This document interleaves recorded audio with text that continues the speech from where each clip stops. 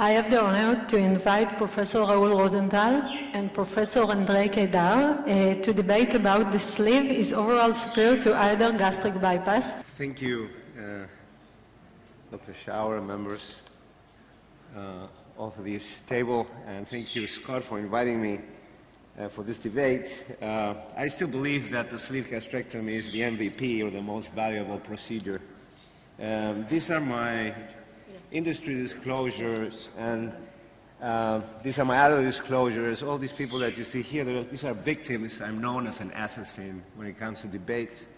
They all were victims of the debate, and they don't debate me anymore because they're afraid they're going to lose, including Dr. Cohen, that I don't know if he's in the audience, but I saw him running around and hiding. He didn't want to come in. And believe it or not, they're sending me now this young rookie, this young kid. So I don't know if he's in the audience, if he came. Andrei, your family knows that you're here. You want to call them? Make sure you're going to be fine. Okay, good. So let's get started. It's pretty simple. It's going to take me less than the time allocated. This is Dr. Mason.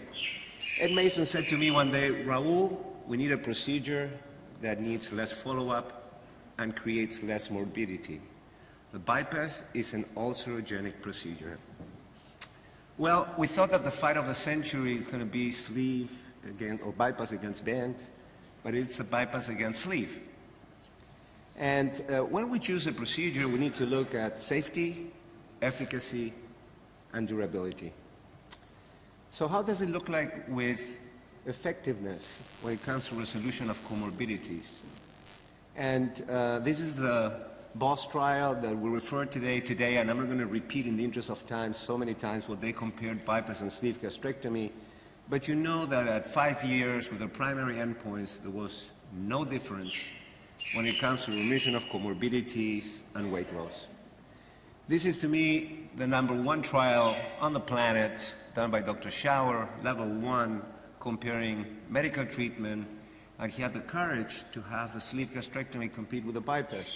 And what did he show at 5 years? That when it comes to weight loss and remission of comorbidities, there is no statistical difference. And this is Dr. Ali Aminian on cell. This is Dr. Schauer's protege. And long-term weight loss outcomes in RCTs are comparable for those procedures. 5-year data, Stampede, BOSS, Sleeve Pass, showed only a modest difference in body mass index and weight between the two procedures. All RCTs have reported comparable changes in blood glucose, hemoglobin, frequency of long-term diabetes remission after both procedures. So no differences. Sleeve gastrectomy and gastric bypass appear to be similarly effective in reducing blood pressure and lipid panel. Conclusion, bypass and sleeve gastrectomy are fairly similar in terms of the long-term effects on excess weight loss, cardiometabolic risk factors, and quality of life.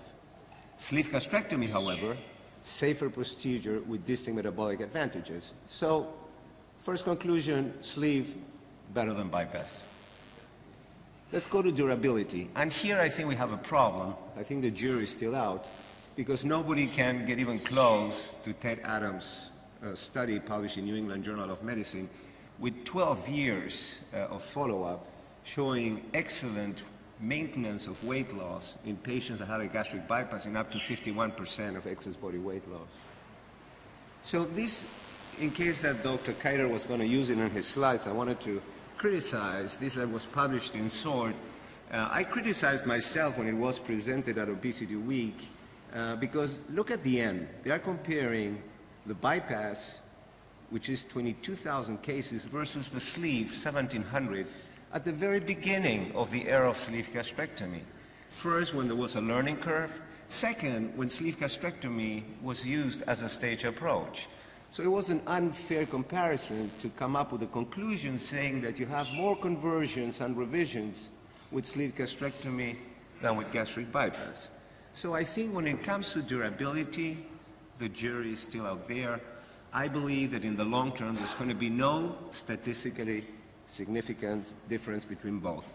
And then we come to the take-home message, which is the safety. So when it comes to safety, this is everybody's business. So we cannot justify remission of hypertension, remission of diabetes, less or more gastroesophageal reflux at the expense of safety. So, and how do we cook at home? Because people talk about others. So these are some of our series that we published in JACS, and we compared here 1,300 gastric bypasses, 600 sleeves, and 253 bands. And let's forget about the band for a moment, but you see that the sleeve has less readmits of leaks, that the sleeve has less average of readmits overall with the bypass, and that the sleeve has significantly less reoperations than when compared to the gastric bypass. And this is our data compared to MBSA-QIP, entered in MBSA-QIP, and you see if you compare bypass versus sleeve, you're going to see that readmissions, reoperations, and drainage were all lower with the sleeve gastrectomy than when compared to the gastric bypass. This is published in SWORD this year, the 30-day outcomes of sleeve gastrectomy versus gastric bypass, the first report of MBSA-QIP database. And what did Dr. Elshars find? So he did a one-year review in 2015 and looked at 141,000 patients that were entered. 98,000 of those were sleeves, 43,000 of those were gastric bypasses. 30-day mortality was 1% for sleeve gastrectomy, lower than for gastric bypass. Unplanned intensive care unit admissions was lower with 1.3% than 6% with the gastric bypass. Incidence of at least one intervention was lower with sleeve than with bypass. Reoperations lower with sleeve than with gastric bypass. And readmissions lower with sleeve than when compared to gastric bypass. This is Dr. Inbal, Journal of American College of Surgeons, June this year, comparing the one-year mortality after sleeve gastrectomy and gastric bypass, and you can see here that the mortality with sleeve gastrectomy, 0.11, was lower than with gastric bypass, 0.23. And this is also Kumar, laparoscopic sleeve gastrectomy, safer than gastric bypass, also data from MBSA-QIP. If you look at mortality here, you're going to see sleeve gastrectomy significantly lower than gastric bypass, morbidity, sleeve gastrectomy significantly lower than gastric bypass, and leakage rate, sleeve gastrectomy significantly lower than gastric bypass. So, in conclusions, I think when it comes to safety, sleeve gastrectomy is better than gastric bypass. And this is how America voted. You know, America doesn't vote thinking, you know, patients vote how they feel and choose operations how they feel. It's not us surgeons choosing the sleeve, it's our patients. You see that in 2017, the numbers continue to rise, where sleeve gastrectomy is now 59% of the operations we performed in America versus 17% only gastric bypass. And hey, if you don't believe me, what do we do in 2018? We ask Google. So last week, we presented at Obesity Weekend what Google trends are. And let's look at the worldwide trend for sleeve gastrectomy. It went up in 10 years from 22 to 74%.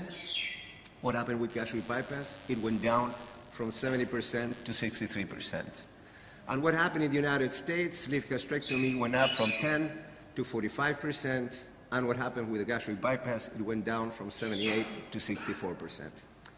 So, you know, I think that sleeve gastrectomy is progress. And progress, you know, depends on the unreasonable man, as Bernard Shaw said, and we heard now a debate between single anastomosis, gastric bypass, which I'm not totally against it. But, you know, you have to be very careful because Dostoevsky says that man has such predilection for systems and abstract deductions and is ready to intentionally distort the truth and deny the evidence with his senses only to justify his logic. And this is what gastric bypass people are doing. They're trying to bring the past, back to the present. So I think, how do we choose? There is no one metabolic preferred procedure. I think we need to look at the metabolic syndrome as a disease and not as a comorbidity. We need to balance efficacy and safety. Sleeve gastrectomy, as you've seen in this presentation, has become the platform in bariatric surgery. Gastric bypass, I think, is ideal for young adults with Barrett's dysplasia, with patients with severe GERD, and probably in the supermorbidly obese. Now, for Dr. Mason, Good news, we found the procedure he wanted that needs less follow-up and creates less morbidity. And for me, I think that, you know, in the future we're going to see probably 30% of these sleeves needing a second operation. But why not? This beauty, the Venus of Milo that's in the Louvre, was done in 2 pieces. So if we can do such a beauty in 2 pieces, why not learning doing bariatric surgery in 2 pieces as a stage approach? And Andrei, as our guy says, let's make the gastric bypass great again. Let's see what you can do. Thank you very much. First of all, I would like to thank the organizing committee and Professor Sikora for this kind invitation, for a great honor to present. I would also say that it's hard to compete Raul and fight against him and against the sleeve gastrectomy, but I will try at least my best. I have nothing to disclose, but sorry, I do perform sleeves. I believe there is a place for sleeves. This is my disclosure case mix slide. And I would also start from history. This is the table of operations, of bariatric operations that, as we know, there are many that came and went, and we still have the operations that come and go nowadays. This is from the book called the textbook on surgical management of morbid obesity. If we will go deeper in this table, we will see that most of the procedures that went away went from one of 2 reasons. One is the lack of effectivity, and this contains all the restrictive procedures here. We can see it on the right side of the table. And the other one, the beginning of the table on the left side, is this group of the procedures which went away because of the complications. But they gave birth to a new generation of procedures which are malabsorptive procedures that we perform today. I also will start, we didn't talk to Raul, but I see that we have a very similar way of presentation of the things, so I would also dissect the bariatric procedure, and we'll try to see what is the good or ideal bariatric procedure. We know there is no ideal procedure because we have at least 7 or maybe 10 bariatric procedures, and it is only the witness that shows us that there is no actually real ideal bariatric procedure. But what do we need to, what are the requirements to the good bariatric procedure? All the list of these features that we can see on this table: easy to perform, good results, good effect on the comorbidity, low maintenance. No question, it is very important because we know that bariatric patients come and we never see him after 1 year. Short learning curve, questionable but important. And there are some severe complications that we will maybe try to discuss. So regarding the weight loss, no question, sleeve gastrectomy is very effective short-term bariatric procedure. But we have a lot of papers today that show us that on 10 years follow-up, and even less, 7, 8 years follow-up, we have a very diverse report rates between 45 to 80% of excess weight loss at 10 years. The failure rate comes up to 50%. I think we repeat the success of band. On the opposite, we can see long-term, also, excuse me, this is another paper which is, I think, is a very important one, and it shows us the failure rate of sleeve gastrectomy at 11 years. Let us see the small details of this report. 110 patients who underwent sleeve gastrectomy with a follow-up of more than 11 years. We have 65 patients available for the follow-up.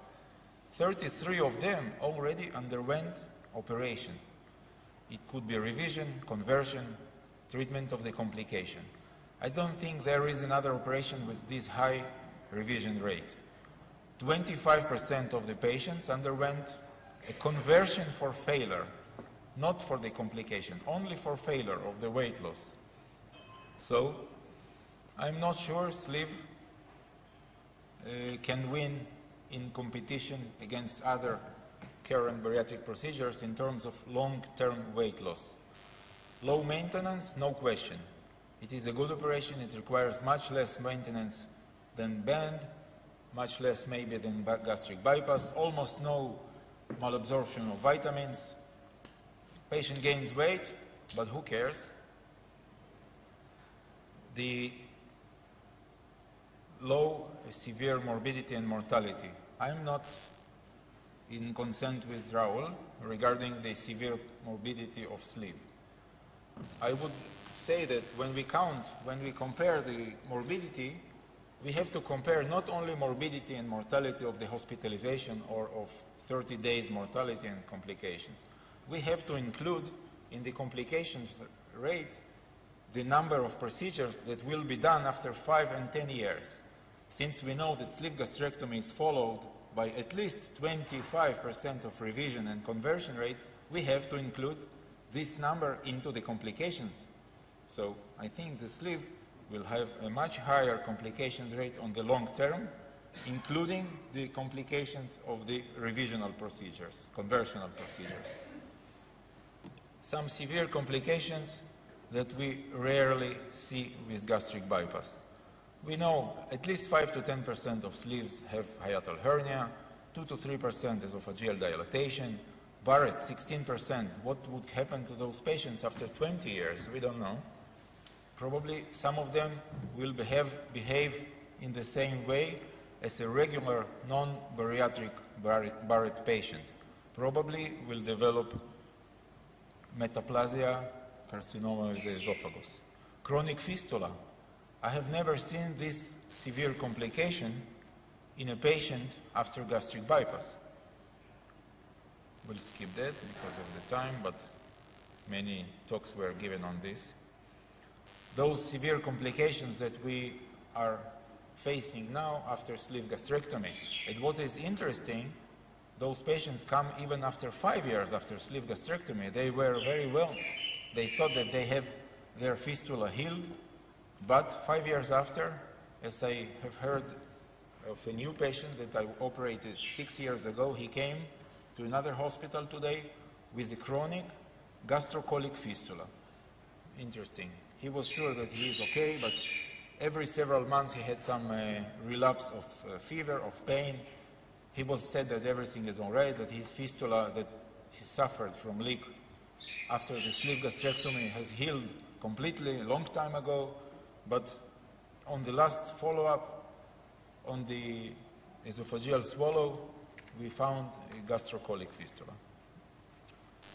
This kind of complication, I think every bariatric surgeon can meet and report. This kind of esophageal dysmotility, I think it is much underreported.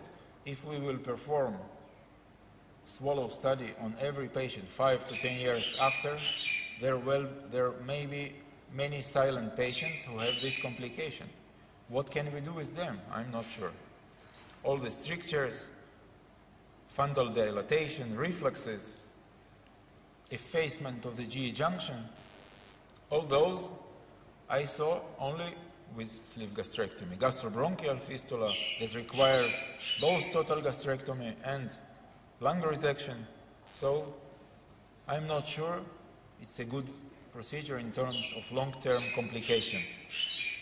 Effect on comorbidity. I will mention only one. And I think we have a live witness here that at 10 years, this is a paper from Professor Schauer in Annals of Surgery last year. It reports a very low complete remission of diabetes mellitus 10 years after sleeve gastrectomy. You can see complete remission rate of diabetes is only 11%.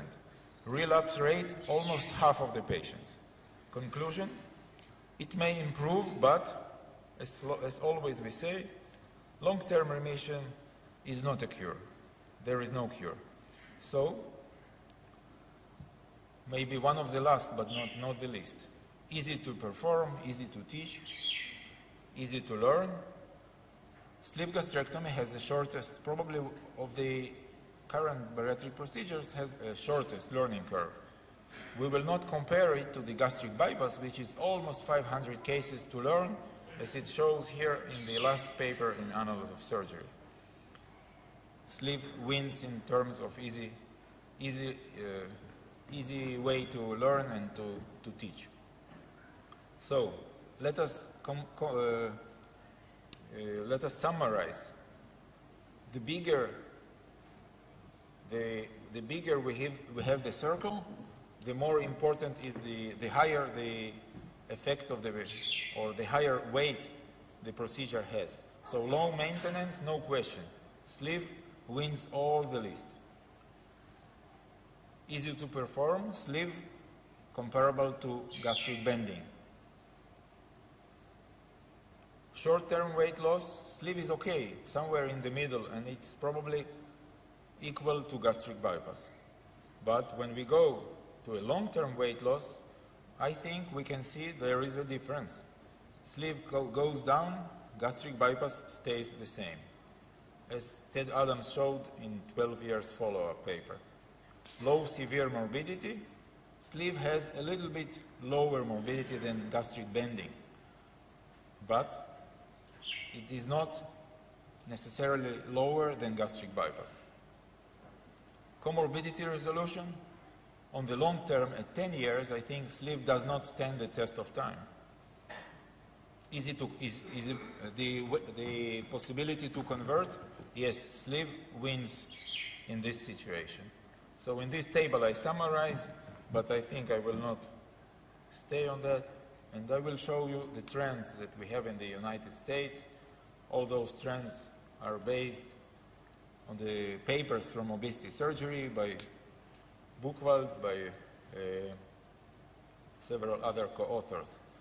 As we can see here, gastric bypass is the blue one and the blue one. There are two gastric bypass, laparoscopic and open, and also all those are gastric bypass. We can see about 80% of all operations in 2002 are gastric bypass procedures. Gastric bend is going up. Sleeve only appears here in 2008. In the United States, sleeve is a child. It started its way. We go to 2011. You see that gastric bypass stays almost the same, and it stays all over these years at the same, almost at the same rate proportion out of all of the bariatric operations. And what we can see here, you saw that gastric bending was higher, sleeve was lower. I think they just switch positions. So sleeve takes the place of the gastric bending procedure. Sleeve increases, and you can see here now the rate of revisions somehow. We need to finish. Okay. We need to finish. Yeah, we run out of time. I'm finishing. I'm sure.